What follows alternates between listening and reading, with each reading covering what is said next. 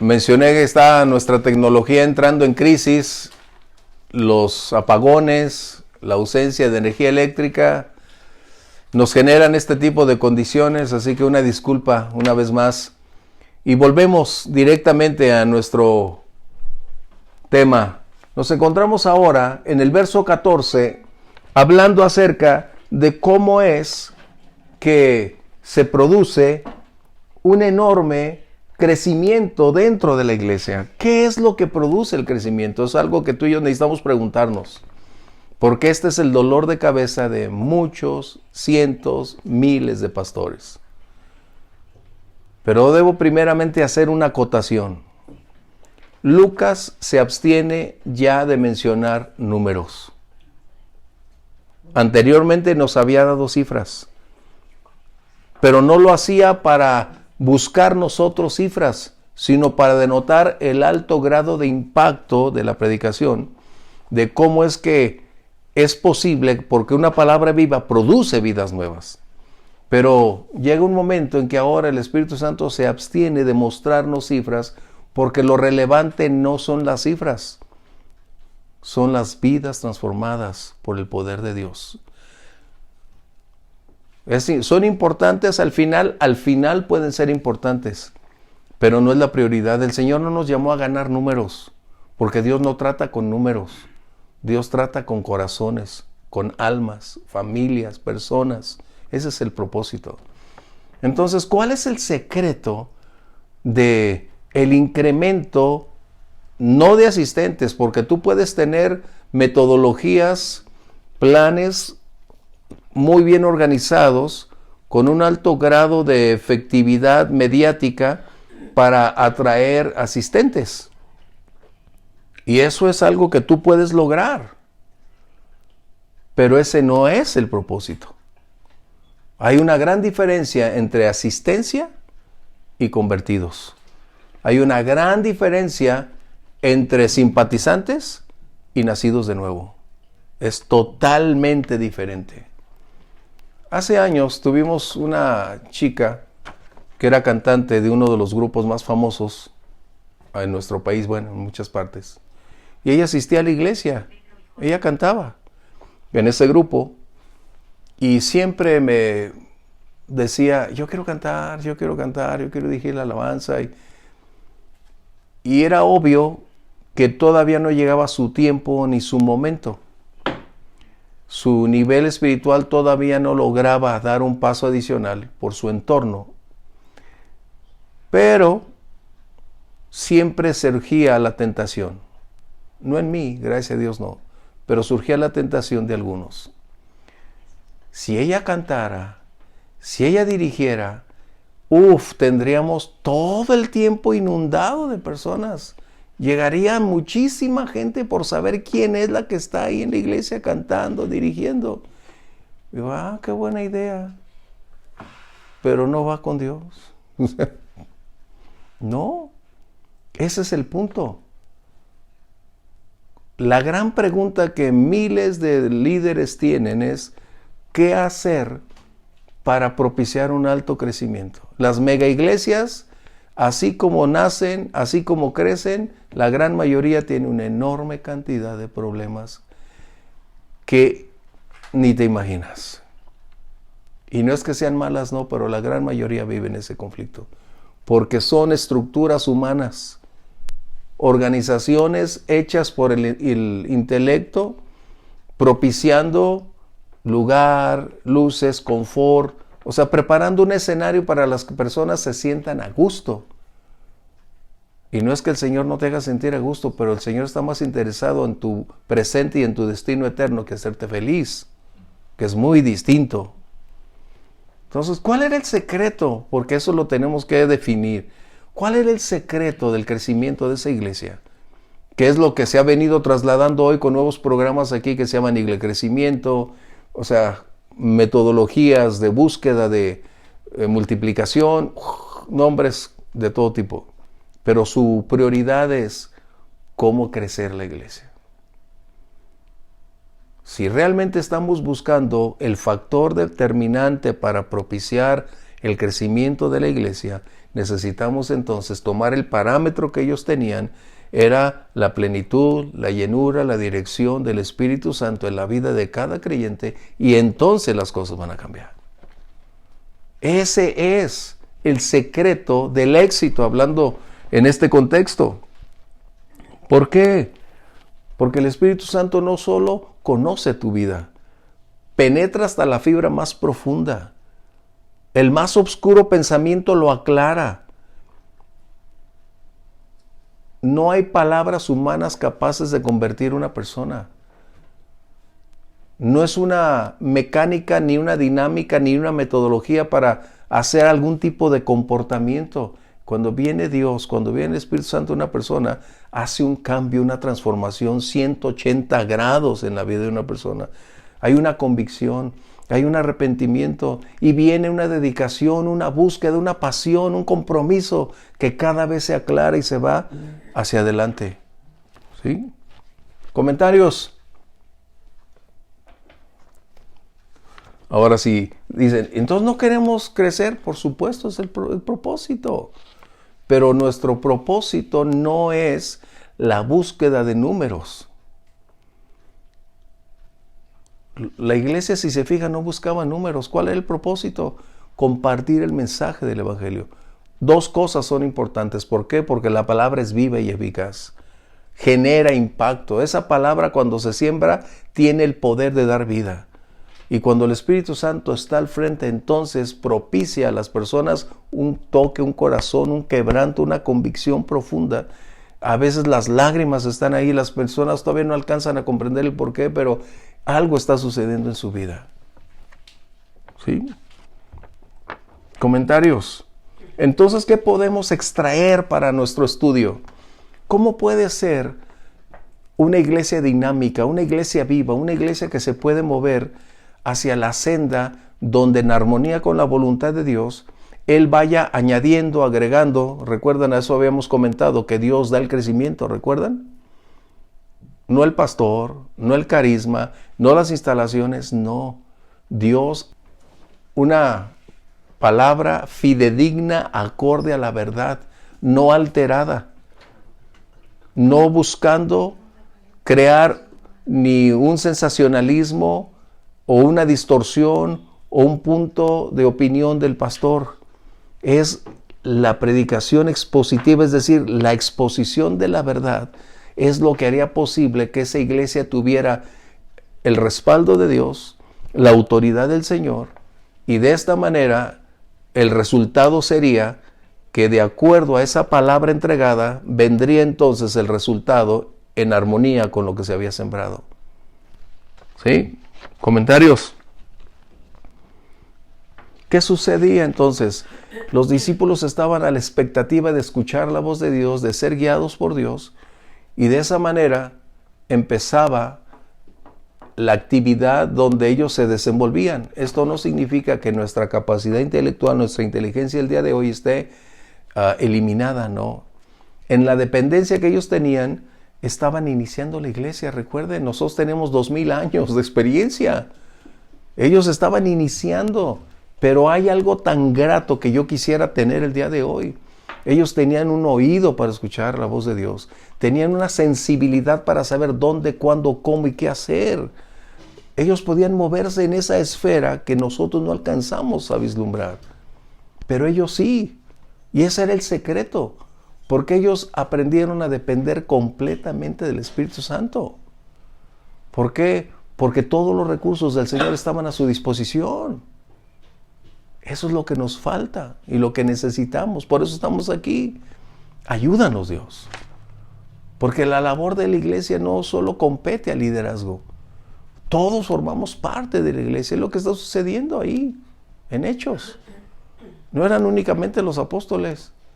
Era el resto de la congregación que hacía su parte. ¿Tú crees que los apóstoles pudieron haberle predicado cada día uno a 100, a 100, a 100, a 100? No. Porque al principio se nos dan miles los convertidos. Que era que el resto de la congregación hacía su parte en el trabajo, en el mercado, en su reunión, en todas partes. Es lo que estaba sucediendo. Así que entonces, tenemos que lo que estaba sucediendo es muy similar a lo que el Señor Jesús experimentó. Vamos al libro de Marcos, capítulo 6, verso 56. Cuando lo tengan, por favor, alguien díganos.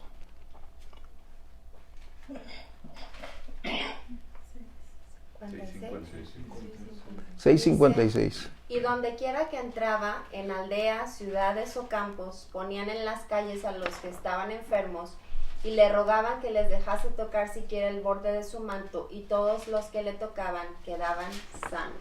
Algo tan similar a el ministerio del Señor Jesús, que en el mismo capítulo 1 de Marcos, si lo tienen, 1 versos 32 al 34, lo vamos a ver, no lo escribimos ahí, pero es muy similar. ¿Por qué?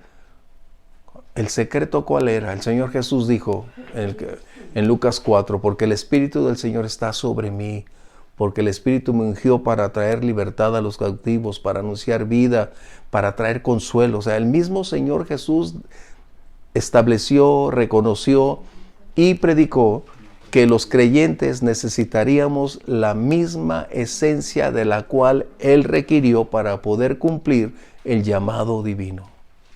¿Ok? Lucas 1, por favor, 32-34. Dice, cuando llegó la noche, luego que el sol se puso, le trajeron todos los que tenían enfermedades y a los endemoniados, y toda la ciudad se agolpó a la puerta. Y sanó a muchos que estaban enfermos de diversas enfermedades y echó fuera demonios, y no dejaba hablar a los demonios porque le conocían. ¡Wow! ¡Qué descripción! Eso es lo que me agrada, que hay, no solo es la descripción detallada, sino especifica el renglón de cada persona involucrada y su propia condición. O sea, no es un tema como abstracto, no, es muy detallado, y eso es lo que enriquece, porque nos da entonces en cada aspecto de las personas o en cada vida puede tenerse esa profunda libertad para llegar allá. Bueno, Jesús, Pedro, todos enfrentaron a una sociedad enferma, y los enfermos siempre están buscando recursos donde solventar su vida, donde superar su crisis, cómo lograr cambiar su presente, resolver sus circunstancias internas para tener calidad de vida. Y nosotros actualmente no estamos exentos de esta misma situación. Hoy tenemos una gran cantidad dentro de nuestro entorno social a personas enfermas. Y voy a atreverme a decir algo, dentro de la iglesia tenemos muchos conflictos con problemas mentales, emocionales, espirituales, crisis financieras y de toda índole. Nosotros somos llamados para llevar libertad a los cautivos. El Señor nos ha llamado a ti y a mí para darnos cuenta que nuestros recursos humanos son carentes, vulnerables, pero si somos llenos del Espíritu Santo con el respaldo del Señor, podemos llevarle a este mundo oportunidad, vecinos, familia, amigos, la oportunidad de vivir en libertad. Uno de los más grandes conflictos que tenemos hoy son las enfermedades psicosomáticas, aquellos que solamente están aquí. Como nunca en mi vida, esta epidemia condujo a una gran cantidad de personas a la búsqueda de ayuda psicológica, psiquiátrica y terapéutica. Pero qué increíble, ¿por qué no volvieron sus ojos a la iglesia? Preguntémonos. ¿Por qué no? Es obvio, una minoría ha recurrido a buscar al Señor, pero ¿por qué la gran mayoría no? ¿Será que hemos inhibido por nuestra vida, nuestra conducta, que sus ojos estuvieran depositados en que hay un Dios vivo, con poder y capacidad para cambiar sus circunstancias? Pues es lo mismo, adjudicarle nuestros problemas a algo tangible y no tener la paciencia para esperar en los tiempos de Dios. ¿O será que la iglesia, al sustraerse de la fuente inagotable de vida, de transformación y poder, nos hemos quedado en una práctica cotidiana? O sea, tenemos que ser muy honestos si queremos cambiar. No podemos permanecer indiferentes y creer que seguimos viviendo de una manera en que todo lo podemos, ¿no? ¿Cómo lograr que nuestro entorno social voltee y vea hacia el Señor? La iglesia es el medio establecido por Dios para propiciar, inundar los lugares y las gentes tengan al menos el conocimiento de que la respuesta está en Dios. De ellos dependerá, pero finalmente la pregunta es, ¿por qué tanto incremento en la búsqueda de ayuda en sus comportamientos? ¿Y por qué la iglesia siempre se ha abstenido cuando tenemos la libertad, el poder, los recursos para hacerlo? Los cierres de iglesias, esto trajo consigo también. Esto generó también un alto grado de conflictos que no dependía de nosotros. Pero finalmente nos damos cuenta que mientras el Señor no está ahí, hemos privado no solo nuestra vida, sino a otros de ser libres. Y la pregunta siempre será, ¿seremos la iglesia que solamente ocupa un lugar dentro del entorno de donde estamos? ¿O puede ser una iglesia con un alto impacto para que las personas cuando pasen, cuando escuchen o cuando testifiquemos, conozcan al Señor? Y eso va a requerir de nuestra oración, va a requerir de buscar a Dios, que el Señor propicie un despertar espiritual, primero en los que estamos dentro y posteriormente a los de fuera, ¿sí? Pero fíjense bien lo que dice Marcos 28, 17 y 18, como decía Marcos 1. Me gusta Marcos porque es detallista y vuelve a tocar ese mismo punto ahí. Marcos 28, 17 y 18. Es algo similar a lo que escuchamos en el 1.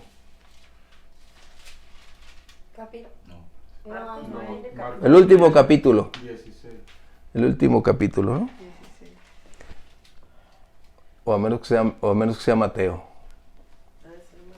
Pero búscalo el último. 16. Mateo 28 sí hay. Y a ver, si 28, 17 y 18 dice, y estas señales seguirán. Sí, y estas señales seguirán a los que creen. En mi nombre echarán fuera demonios, hablarán nuevas lenguas, tomarán en las manos serpientes, y si bebieren cosa mortífera no les hará daño. Sobre los enfermos pondrán sus manos y sanarán. Mateo. Marcos 16, 17 y 18. Marcos 16. Entonces estaba bien, nomás que le puse 28 por Mateo. Marcos 16. ¿Qué está sucediendo? Marcos está colocando, fíjense bien, la misión de la iglesia.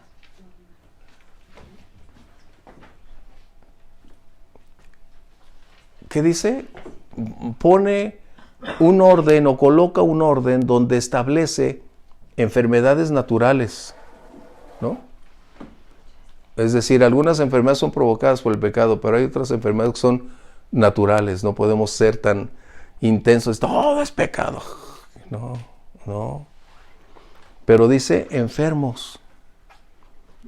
Y también dice que hay condiciones espirituales, es decir, personas con un alto grado de desequilibrio mental, emocional, y otros con una profunda situación espiritual de la cual ellos ni son mismos de sí, no son dueños de sí mismos.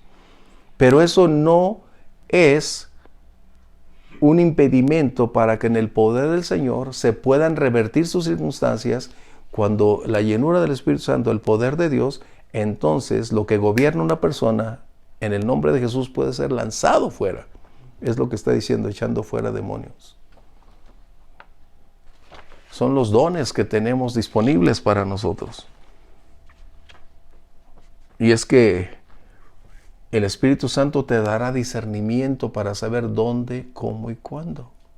Ya entraremos más adelante cuando Pablo, caminando por días, una mujer lo seguía y decía, escuchen a estos hombres, son hijos del Dios Altísimo y les van a decir la verdad. Y Pablo, ya me hartaste, en el nombre de Dios, ¡fuera! O sea, Y decía, ¿pero qué? Si estaba diciendo la verdad, sí, pero el origen es el conflicto. Entonces tenemos que entrar en esto. ¿Comentarios? ¿Sí? Ok. Entonces, podemos ir adelante. Comentarios de esto, ¿sí?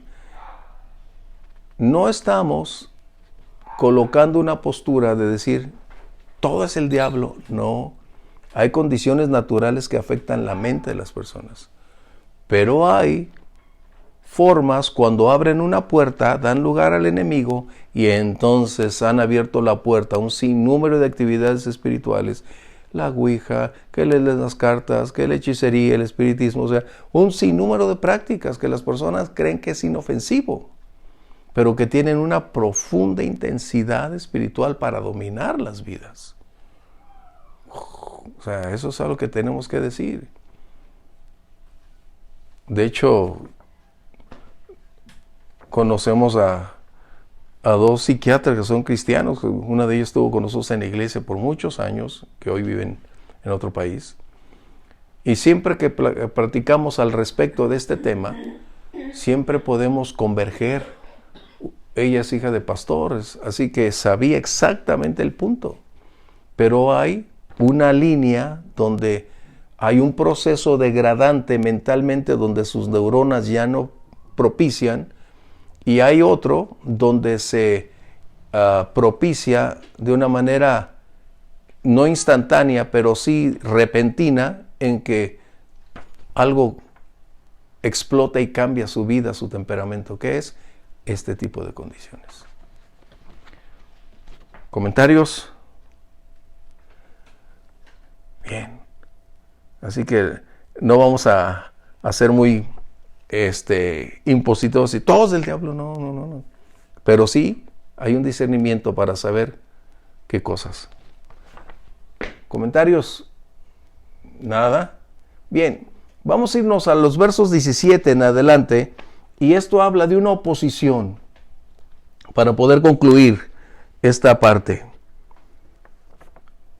Dice que entonces, levantándose el sumo sacerdote y todos los que estaban con él, esto es, dice, aclarando, la secta de los saduceos, se llenaron de celos. Este es el punto. ¿Qué estaba sucediendo? Recordemos, hay un adversario, el cual parece ser invisible, indetectable. Por eso la Biblia nos advierte que anda ese adversario como león rugiente. No es que sea un león, anda esperando, acechando, está esperando el momento preciso para entrar en el escenario. Así que el enemigo nunca duerme, no da treguas. Y el enemigo siempre estará buscando cómo lograr su objetivo. ¿Cuál? Frenar la iglesia, impedir que la iglesia cumpla su propósito. Y va a propiciar desde una oposición externa feroz, como lo hemos palpado, y seguirá viviéndose en asesinatos múltiples de creyentes a lo largo del mundo entero. En África, en los países de Medio Oriente, o sea, el cristianismo es la gran amenaza.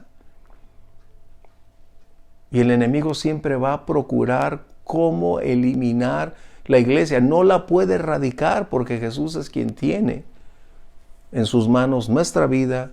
La iglesia será siempre la que predique y proclame el evangelio.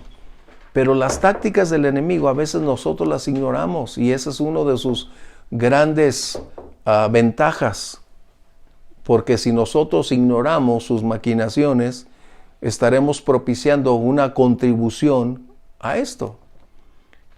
Y uno de sus logros es buscar la manera de insertarse dentro de la iglesia o insertar a algunos de sus agentes, como lo hizo con Ananías y Zafira. Ellos probablemente ni cuenta se dieron que estaban siendo el vehículo del enemigo para tratar de trastornar la doctrina, corromperla, dividir la iglesia y sobre todo hacerla desistir de caminar en la norma establecida por Dios. Qué tremendo, ¿no? Qué sutilezas. Y ese es el éxito del adversario, la sutileza para irse paso a paso introduciendo. Hoy, uno de los grandes conflictos que tenemos, y es necesario que se declare, uno de los problemas más graves que tenemos en la iglesia, y hablando en términos generales en el mundo entero, aunque el enemigo siempre estará ahí con su ejército de invisibles, tratando aún de insertar doctrinas erróneas, hay algo que lamentablemente le ha prosperado, y es que el pecado se ha convertido en uno de los más grandes y peligrosos adversarios dentro de la iglesia. Y no estoy hablando del pecado, todos pecamos. Estoy hablando de una forma sutil que tratará de cambiar la vida, no solo de quienes estamos en la iglesia, sino de hacer ver a la iglesia el hazme reír para que la gente no venga a conocer al Señor. Y uno de los más grandes conflictos es que el liderazgo siempre será el blanco directo de esas propuestas. Hoy como nunca en mi vida como cristiano, en estos últimos años y de mega iglesias, tengo que tristemente señalar ese punto, han venido a ser los escándalos más críticos que se ha vivido en la sociedad. ¿Por qué? Porque esa es la táctica del enemigo. No ha cambiado, le ha funcionado. Y eso es algo que necesitamos darnos cuenta. Cuando nos desligamos del Espíritu Santo, que Él es el que trae discernimiento, que es el que puede frenar, parar todos esos ataques, estamos más propensos a depender de nuestros talentos y habilidades. Nos volvemos más vulnerables porque confiamos en nosotros mismos. Y eso es lo que está sucediendo. La oposición siempre será una realidad. Pero el engaño del pecado es el más crítico. Iglesias han caído, iglesias han cerrado como resultado de estas circunstancias. Tengamos cuidado. Si hay algo que necesitamos orar, es orar por nuestros pastores, orar por nuestros líderes, que el Señor les guarde, les preserve, que no sean susceptibles de caer en una trampa, porque si hay algo que tiene el enemigo es el amo del disfraz. ¿Sí? Comentarios. ¿Qué fue lo que movió a este grupo de saduceos? Los celos. ¡Qué increíble! Ellos ahora estaban mirando un mundo distinto a los que creían ser los ignorantes, los desvalidos, los menos. Ahora se estaban viendo como los gigantes, aquellos que tenían acaparada toda la atención, porque no solo enseñaban lo que a ellos les hacía falta. Los apóstoles y la doctrina se estaba convirtiendo en la declaración divina de que ellos, los saduceos y el sumo sacerdote, habían perdido la brújula de la palabra. Y los apóstoles, al compartir, estaban mirando hacia el Señor, ser el reflejo de la verdad. Pero no solo eso, había el favor de las personas. Y luego milagros y sanidades de que ellos no tenían ni la más mínima idea, ni acceso a lo mismo. Y esto despertó celos. Ese es uno de los motivos más terribles para la oposición. En cualquier ámbito, en tu trabajo, en tu empresa, en la iglesia, en donde tú te desenvuelvas, la envidia, los celos siempre serán un motor que a muchas personas les haga hacer lo que jamás pensaron que realizarían porque quieren lo que tienes. Wow. Comentarios. ¿Qué sucedió? Quiero irme rápido porque el tiempo ya nos ganó. Dice que los metieron a la cárcel, verso 18. Verso 19 tiene una enorme declaración. Mas un ángel del Señor, no el ángel de Violeta, pero un ángel del Señor, ¿verdad? Es como Iván, él es un hombre de luz. A lo mejor nos está viendo Iván, pero él es un hombre de luz y mucha luz. Mas un ángel del Señor, abriendo de noche las puertas de la cárcel, lo sacó. Fíjense qué impactante. Cómo Dios en su soberana acción define, determina qué hacer y cómo hacerlo. Habían sido llevados presos, y esto debemos decir, no solo dos, sino los apóstoles, hablando en el plural, en el contexto de todos ellos, fueron llevados a la cárcel. Y estando ahí, los saduceos ya estaban teniendo su reunión ministerial acerca de la comisión de orden y disciplina, la comisión de honor, ya tenían su reunión esperando qué dictar, cuál sería la sanción y qué hacer. Pero Dios siempre se anticipa para que sus planes y propósitos se cumplan. ¿Y cuál fue? Envió un ángel para liberar a los suyos. Pero ese ángel fue enviado con dos razones específicas. Dios nunca hace algo sin propósito. Dos cosas fueron importantes. La primera era liberarlos de la condición de algo que pudiera haber representado un mayor riesgo para ellos. Pero el propósito principal de haberlos liberado no fue para irse a esconder. Si se fijan, en esta ocasión no hubo una oración de los discípulos diciendo, sálvanos, Señor, sácanos de la cárcel. No. Ellos estaban conscientes, y es que eso es lo que hace el Espíritu Santo, produce esa paz en medio de la tensión, produce esa quietud en medio de la crisis. Y ellos estaban conscientes que si el Señor había permitido que ellos estuvieran presos, ellos estaban diciendo, Señor, es tu obra, te servimos, aquí estamos. Envió a su ángel. Cuando los libera, no los envía para esconderse. Los envía de regreso al lugar donde habían sido tomados presos, es decir, a seguir predicando en el templo. ¡Qué tremendo! Y fueron a predicar ahí. Y eso es lo que hace el Señor.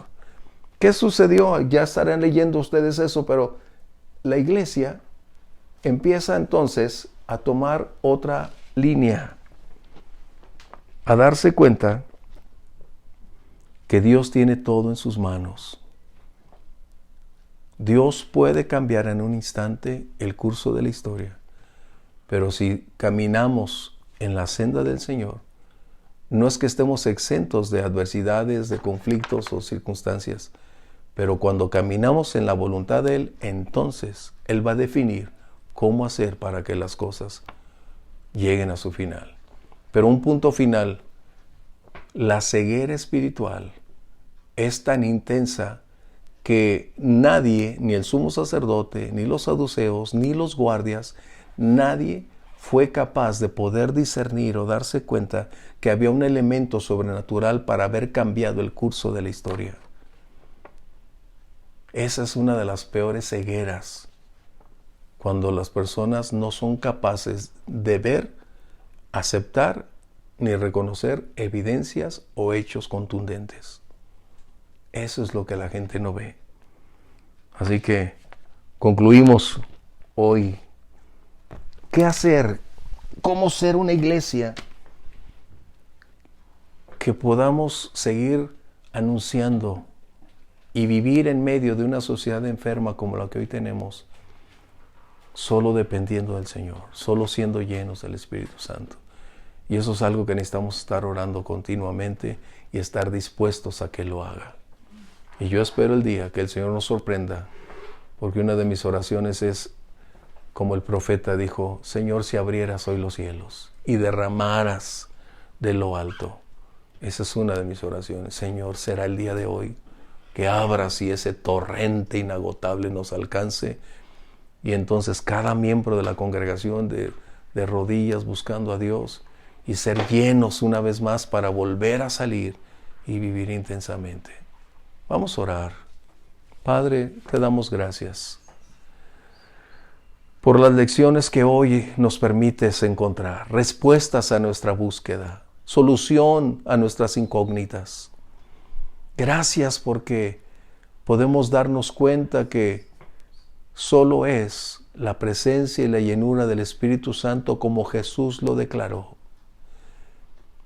Y nos hemos perdido en el laberinto de la vida diaria, Señor, buscando soluciones humanas para saber qué hacer. Perdónanos, Dios.